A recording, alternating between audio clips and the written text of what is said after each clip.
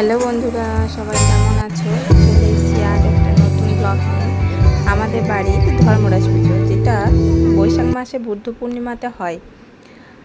তো এই যে আয়োজন শুরু হয়ে গেছে, প্যান্ডেল হয়ে গেছে, মন এখানে নাচছে, মনের ভাই, মনের বান্ধবীরা সবাই চলে এসেছে এখানে। এটা সন্ধেবেলা, সবাই এখানে এসেছে।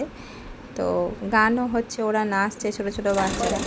এখানে দেখতে পাচ্ছ এরা সবাই খেতে বসেছে। কি খাচ্ছে বলো তো? এরা খাবে বাড়ির ভাত বলে, মানে এরা উপোস করেছে।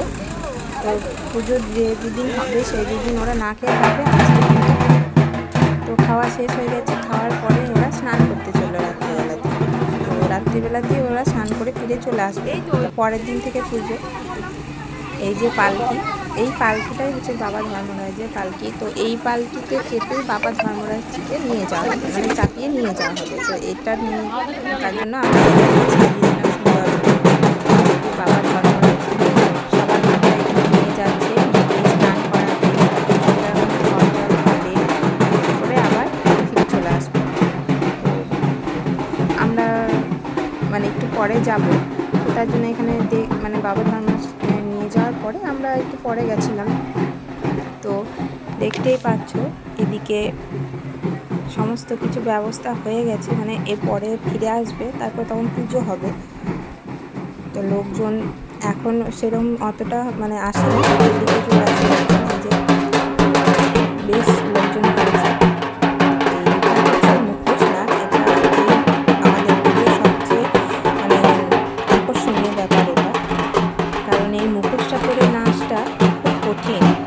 আর এই মুখোশ যেটা তোমরা দেখতে পাচ্ছ, এটা প্রায় 150 বছরের পুরনো মুখোশ, যেটা নিম কাঠের তৈরি। এটা পরে নাচ করা ভীষণ কষ্টের, কারণ মুখের মধ্যে নিয়ে থাকলে এটা দণ্ডের মতো পরিস্থিতি তৈরি হয়।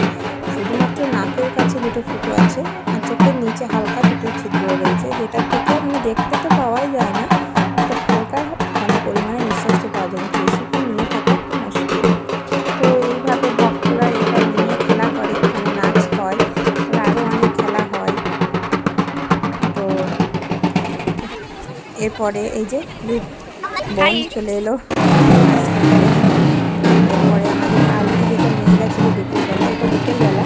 তো বিকেল টাইমে এবার ফিরে আসা মানে ঘরে ফেরার সময় একটু মানে বাবা ধর্মরাজকে নাচতে নাচতে ঘরে ঘরে ঢোকানো হয়। এইদিকে প্রচুর মেঘও লেগে গেছে, লোকজনও হয়ে গেছে প্রচুর।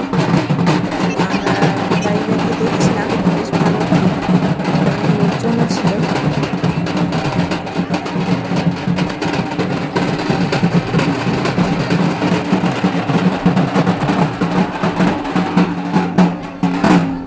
দেখো এখানে যে কাকুটা আমাদের পালকিটা নিয়ে নাচাচ্ছিল, সে একটু অজ্ঞান হয়ে গেছে, জলটা দেওয়ার পরে ঠিক হয়ে গেছে। তো এবার অনেকে এগুলো বাতাসা ছেটাচ্ছিল, যাদের যা মানসিক থাকে তারা সেই হিসেবে আর কি বাতাসা দেয়। আমি দিয়েছিলাম সেটা পরের দিনে। তো পুজো তো দুদিন থাকে, তো আমি শেষের দিনে বাতাসা দিয়েছিলাম। আমার ঠাকুমা ছিল তখন, সেটা তো এই বছর নিয়ে আমি দিলাম।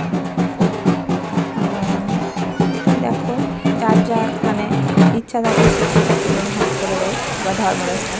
এইদিকে প্রচুর মেঘ করেছিল, বৃষ্টিও চলে এলো প্রচুর পরিমাণে। ফুটকা যে গাড়িটা সেটা কেবল দাঁড়িয়ে আছে। আমরা সবাই ভিতরে ঢুকে গেছিলাম প্যান্ডেলের ভিতরে। এতটাই মানে জল হচ্ছিল যে প্যান্ডেলের মধ্যেও আমরা ঢুকে যাচ্ছিলাম, প্রচুর মেঘ করেছিলাম। তো এই আমার পাশে আমার বর্মশাই, ভাই, তারপর এদিকে বৌদি, সবাই দাঁড়িয়ে আছে। চলো আজকের মতো আসছি।